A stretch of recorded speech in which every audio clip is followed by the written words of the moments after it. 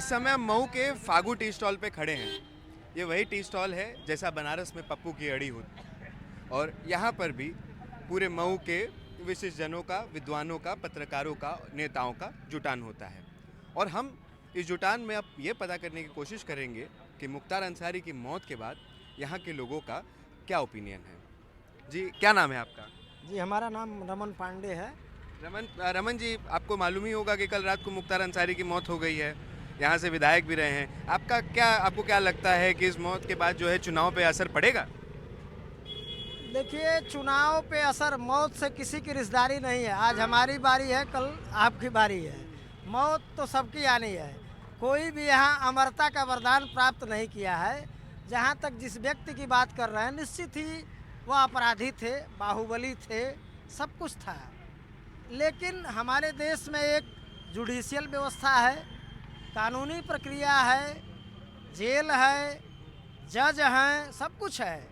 वह सज़ा याफ्ता थे, विचाराधीन कैदी थे। लेकिन जिस तरीके से परिवार का आरोप है, हम उनके कर्मों पे नहीं जा रहे हैं। उनके कर्म गंदे थे, मैं इसको सबसे कह रहा हूँ। लेकिन कल को आप सोचिए, कल किसी भी केस में हम भी जेल में चले जाते हैं, कोई भी चला जाता है। अगर वह व्यक्ति 1 महीने से गुहार कर रहा है कि मुझे स्लो पॉइजन दिया जा रहा है, मतलब आप जो ये स्लो पॉइजन वाली बात है, उस बात से आप उनके बेटे और स्वयं उनका लेटर है। मैं कुछ नहीं कर रहा हूँ। मैं तो एक आम नागरिक हूँ जो पब्लिक डोमेन में आया है चीज़ें, हम उसको बात आपका क्या नाम है? संजीव पांडे।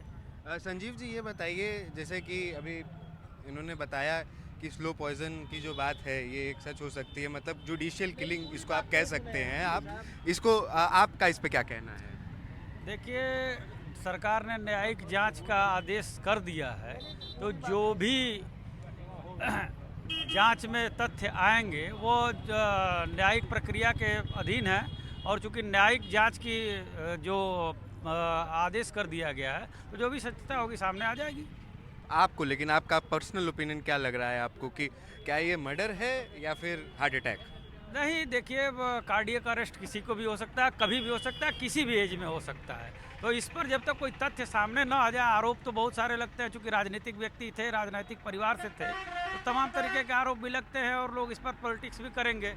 लेकिन जो पब्लिक ओपिनियन है वो ये है कि जुडिशियल जांच जब सरकार ने इंक्वायरी सेटअप कर दिया, तो फिर उसके आगे कुछ रह नहीं जाता। मतलब कि लोगों का अभी भी न्यायालय पे विश्वास है और रहेगा। बिल्कुल। कहें, अगर बात करें मुख्तार अंसारी यहाँ से 5 बार लगातार विधायक थे, 2 बार, और उत्तर प्रदेश में इंडिपेंडेंट निर्दल विधायक होना भी एक बड़ी चीज़ होती है।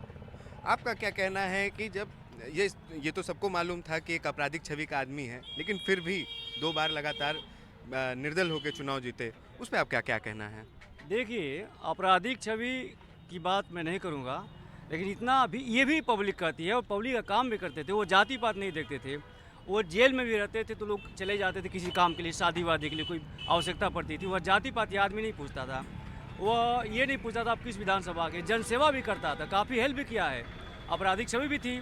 अब सवाल अगर मौत का है तो अब उसके परिवार वाले, उनके परिवार वाले जो आरोप लगा रहे हैं, उस आरोप के हिसाब से तो भाई एक्शन लेना चाहिए। पहले ही गवर्नमेंट को एक्शन लेना चाहिए, कोर्ट को एक्शन लेना चाहिए जो परिवार कह रहा है। अब उसमें कार्डियल अरेस्ट से मौत हुई है या स्लो पॉइजन से मौत हुई, जो न्यूज़ आ रही है। अब हम तो वहाँ गए नहीं थे, लेकिन अगर स्लो पॉइजन से न्यूज़ हुई है तो बहुत ही ये लोकतंत्र में बहुत बड़ा ही घातक हमला है और उसकी जाँच होनी चाहिए। तो उसमें जो निकल के अगर सामने वो तथ्य माना जाएगा। लेकिन परिवार का जो आरोप लग रहा है उसके हिसाब से बहुत ये गंभीर मामला है। परिवार जो है एक तरफ आरोप लगा रहा है कि मुख्तार अंसारी को जहर देकर मारा गया है। हाँ, स्लो पॉइजन देकर मारा गया है। खैर, मेरा ये सवाल एक और है कि अगर हम यहाँ की बात करें, मऊ की बात करें, तो मऊ की जनता जो है 5 बार जो है विधायक भी चुनी है। मऊ की जनता का मतलब इस मौत का क्या प्रभाव पड़ना है जनता पे और आने वाले चुनावों पे?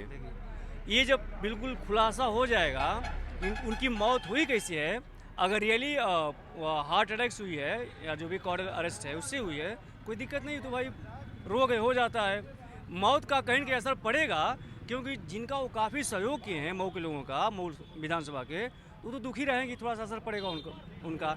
लेकिन उसके बाद कोई ऑप्शन है नहीं, ऑप्शन है कि इंडिया गठबंधन है, ऑप्शन कोई ऑप्शन भी नहीं है, क्योंकि इस सरकार से भी जनता बहुत नाखुश है। एकदम महंगाई, बेरोजगारी और लोकतंत्र कहीं दिखता ही नहीं है, मनमाना सब चल रहा है। सही बोलेगा जेल जाएगा, ये हो रहा है।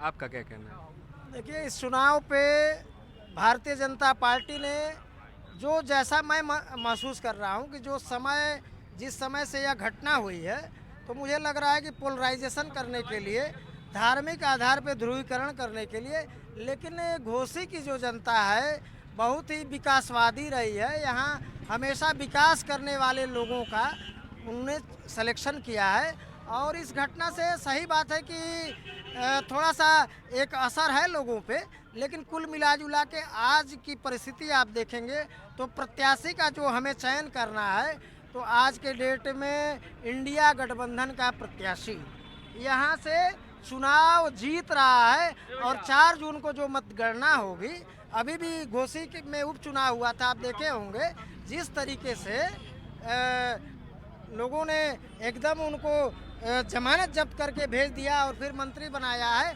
तो आज तो भारतीय जनता पार्टी का एक कैडर भी उनका विरोध कर रहा है। देखिए, चुनाव से लेना देना नहीं है, लेकिन जिस तरीके से चुनाव से लेना देना नहीं है, जैसे कि आप देख सकते हैं यहाँ पे कुछ लोगों का कहना है कि मुख्तार अंसारी एक आपराधिक छवि का आदमी था, वही कुछ लोगों का कहना है कि एक मसीहा था। ये हम हैं मऊ में फागू टी स्टॉल से। NDTV इंडिया के लिए गौरव द्विवेदी।